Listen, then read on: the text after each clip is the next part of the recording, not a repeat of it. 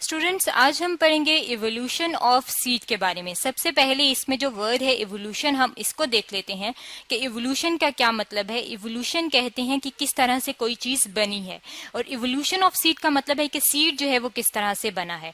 अगर हम सीड की बात करें तो यहाँ पे जो है हमारे सामने जो है ये टोमेटो की डायग्राम है, और टोमेटो जो है ये कटा हुआ दिखाया गया है, और इसके अंदर आप देख सकते हैं कि ये दाने दाने जो है ये क्या चीज है, ये है सीड। यानी कि टोमेटो के ये जो सीड है, इसके अलावा अगर हम बात करें तो जब आप आम खाते हैं, मैंगो खाते हैं, तो वो जो उसकी गुठली होती है वो क्या है, वो भी उसका सीड है।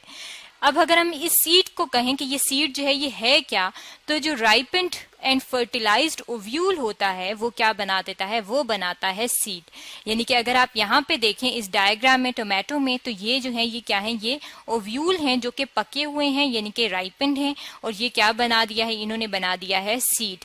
अब ये जो सीड है इसके इवोल्यूशन पढ़ना इंपॉर्टेंट क्यों है, जरूरी क्यों है? वो जरूरी जो है वो इसलिए है कि सीड ही एक ऐसी चीज है जो कि प्लांट के अंदर जब अनफेवरेबल कंडीशन आती है, यानी कि कोई ऐसी कंडीशन होती है जिसमें प्लांट जो है वो सरवाइव नहीं कर पाता, बहुत गर्मी हो गई है तो प्लांट जो है वो विल्ट कर जाता है, और जब बहुत ज्यादा ड्रास्टिक कंडीशन हो तो उसकी डेथ हो जाती है, तो उसमें से सीड जो है वो एक ऐसी चीज होती है जो कि बच जाती है। और सीड ही वो चीज है जिसकी वजह से नया प्लांट जो है वो बनता है और जनरेशन जो है वो मेंटेन रहती है। अब इसका मतलब है कि सीड के बारे में पढ़ना जो है वो बहुत जरूरी है। और अगर हम सीड के बारे में पढ़ें कि वो इवॉल्व जो है वो किस तरह से हुआ है, तो इसकी जो इवोल्यूशन है उसको साइंटिस्ट ने जो है वो 4 मुख्तलिफ स्टेप्स में जो है वो तकसीम किया है। जो फर्स्ट स्टेप है वो क्या है, वो है डेवलपमेंट ऑफ हेट्रोस्पोरी। जो सेकेंड स्टेप है वो है रिटेंशन ऑफ मेगास्पोर। जो थर्ड स्टेप है वो है इंटीगमेंट फॉर्मेशन। और जो फोर्थ स्टेप है, यानी कि जो लास्ट स्टेप है, वो है इवोल्यूशन ऑफ पोलन ट्यूब। अब ये जो 4 स्टेप्स हैं जो कि यहाँ पे हम अपने सामने रख लेते हैं, इवोल्यूशन ऑफ पोलन ट्यूब। अब ये जो 4 स्टेप्स हैं जो कि हमारे सामने हैं, इसको हम 1 बाय 1 जो है वो स्टडी करेंगे कि इनके अंदर जो है वो क्या होता है। अब इसको समझने के लिए जो है वो हम अपने सामने जो है वो एक डायग्राम रख लेते हैं, उससे जो है वो हमें इवोल्यूशन जो है वो ज्यादा अच्छी तरह से जो है वो समझ आएगी। यहाँ पे हम अपने सामने जो है ये एक डायग्राम रख लेते हैं। अब इस डायग्राम में जो है वो फर्स्ट स्टेप जो है वो हम देख लेते हैं कि क्या है कि हेट्रोस्पोरस प्लांट जो है वो डेवलप हुए हैं। अब हेट्रोस्पोरस प्लांट्स जो हैं वो कौन से होते हैं, या हेट्रोस्पोरी जो है वो होती क्या है, उससे समझने के लिए हम पहले देख लेते हैं होमोस्पोरस। यहाँ पे आपको जो है वो नजर आ रहा है कि एक स्ट्रक्चर है जिसको कहा गया है स्पोरेंजियम। अब इस स्पोरेंजियम के अंदर जो है वो स्पोर्स जो है वो डेवलप हुए हैं।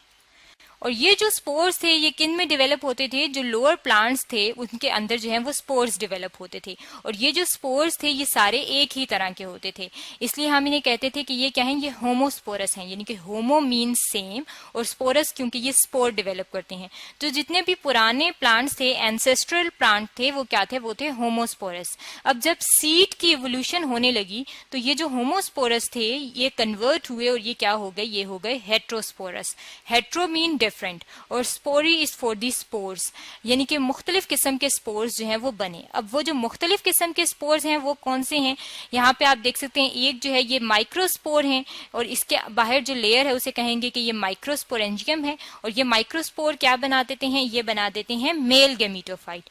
और जो दूसरे हैं जो रेड कलर के हैं, ये क्या है, ये मेगास्पोरेंजियम की लेयर है, और इसके अंदर क्या चीज डेवलप हुए हैं, इसके अंदर मेगास्पोर जो है वो डेवलप हुए हैं। और ये जो मेगास्पोर हैं ये क्या बना देते हैं, ये बना देते हैं फीमेल गैमीटोफाइट। यानी कि एक बन गए मेल और एक बन गए फीमेल गैमीटोफाइट, और 2 मुख्तलिफ किस्म के स्पोर्स हैं, तो इसलिए हमने इन्हें कह दिया कि ये क्या हो गई, डेवलपमेंट ऑफ हेट्रोस्पोरी। इसके बाद क्या हुआ कि जब माइक्रोस्पोर और मेगास्पोर बन गए तो पहले क्या होता था, पहले जो थे वो स्पोर्स होते थे, और जब हवा चलती थी तो ये विंड के जरिए ये स्पोर्स जो थे ये सारे के सारे इस स्पोरेंजियम में से निकल जाते थे और ये डिस्पर्स हो जाते थे, और जहां भी इनको फेवरेबल कंडीशन मिलती थी वहां जाके ये उग जाते थे। लेकिन जब सीड की इवोल्यूशन हुई तो तब क्या हुआ कि इसमें से एक जो मेगास्पोर था वो उसके अंदर ही रिटेन रहा, यानी कि इसी के अंदर मौजूद रहा। यानी कि एक मेगास्पोर जो है वो इसी मेगास्पोरेंजियम की ये जो लेयर है इसके अंदर मौजूद रहा। इसे कहते हैं रिटेंशन ऑफ मेगास्पोरेंजियम। इसके बाद जो थर्ड पॉइंट है वो क्या है, वो है फॉर्मेशन ऑफ इंटीगमेंट। उसके लिए हम अपने सामने जो है वो एक और डायग्राम रख लेते हैं। अब ये जो इंटीगमेंट फॉर्मेशन फॉर्मेशन है ये कब स्टार्ट हुई? ये स्टार्ट हुई कार्बोनिफेरस पीरियड में। कार्बोनिफेरस पीरियड जो है वो कौन सा पीरियड है? ये वो पीरियड है यानी कि आज से 280 से 350 मिलियन ईयर्स अगो। MYA जो है ये किस चीज को इंडिकेट कर रहा है? मिलियन ईयर्स अगो को, यानी कि 350 मिलियन ईयर्स अगो पहले जो है वो क्या मौजूद थे? वो जो प्लांट्स थे उनके अंदर जो है वो इस तरह से क्या मौजूद होता था? मेगास्पोर होता था। ये ब्लैक कलर का क्या है? ये मेगास्पोर है। यहाँ पे आप देख सकते हैं ये लेबलिंग की हुई है, मेगास्पोर है। और ये जो मेगास्पोर था इसके बाहर जो है ये किस चीज में मौजूद होता था? ये मौजूद होता था मेगास्पोरेंजियम में। और ये जो मेगास्पोरेंजियम था इसके बाहर जो है वो आउटग्रोथ्स जो है वो नजर आती थी। यहाँ पे आप देख सकते हैं कि ये क्या है? ये है मेगास्पोर। इसके बाहर ये जो है ये इसकी आउटग्रोथ है। अब जब सीड की एवोल्यूशन हुई तो ये आउटग्रोथ जो है ये आपस में जुड़ने लगी, यूनाइट होने लगी, यानी कि क्या होने लगी? फ्यूज होने लगी।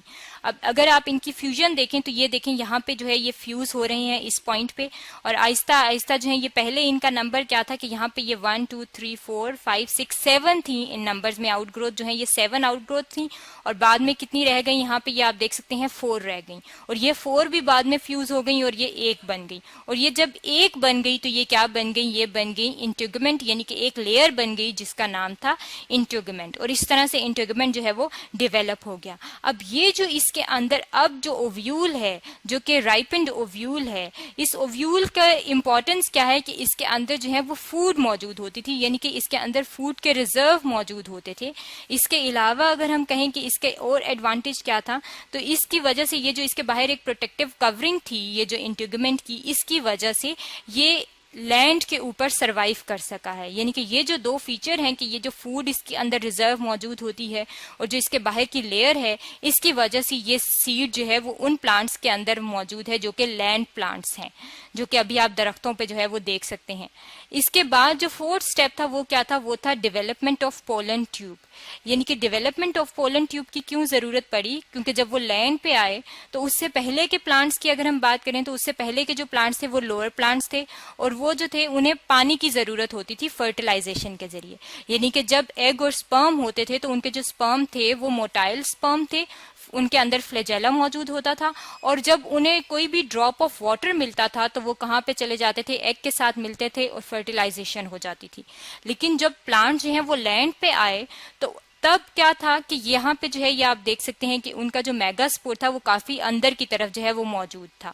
अब यहाँ तक स्पर्म को पहुंचने के लिए एक रास्ते की जरूरत थी, एक पाथवे की जरूरत थी। अब वो पाथवे किस चीज ने प्रोवाइड किया? वो प्रोवाइड किया पोलन ट्यूब ने। यानी कि पोलन ट्यूब जब डेवलप हो गई तो यहाँ पे से क्या है कि यहाँ से जो है वो स्पर्म जो है वो ट्रेवल करके यहाँ नीचे आ जाते थे और ओव्यूल के पास आ जाते थे। यहाँ पे आप देख सकते हैं ये स्पर्म सेल लिखे हुए कि ये जो है ये येलो कलर का जो रास्ता है ये क्या है? ये इनके लिए पाथवे है, और ये क्या है? ये एक पोलन ट्यूब जो है वो एक रास्ता प्रोवाइड कर रही है। और इस तरह से क्या हो गया कि जब ओव्यूल जो थे राइपेंड हो जाते थे तो उसके बाद उनकी इस तरह से फर्टिलाइजेशन हो जाती थी और वो क्या बना देते थे? सीड बना देते थे। यानी कि हमने जब उसकी डेफिनेशन ही पढ़ी थी सीड की तो हमने क्या कहा था कि सीड क्या है? राइपेंड एंड फर्टिलाइज्ड ओव्यूल जो है उनको कहा जाता है सीड। इस तरह से सीड की जो है वो इवोल्यूशन हुई, यानी कि सीड जो है वो इस तरह से डेवलप हुआ। ये तो था इवोल्यूशन ऑफ सीड के बारे में जो कि आज हमने स्टडी किया है।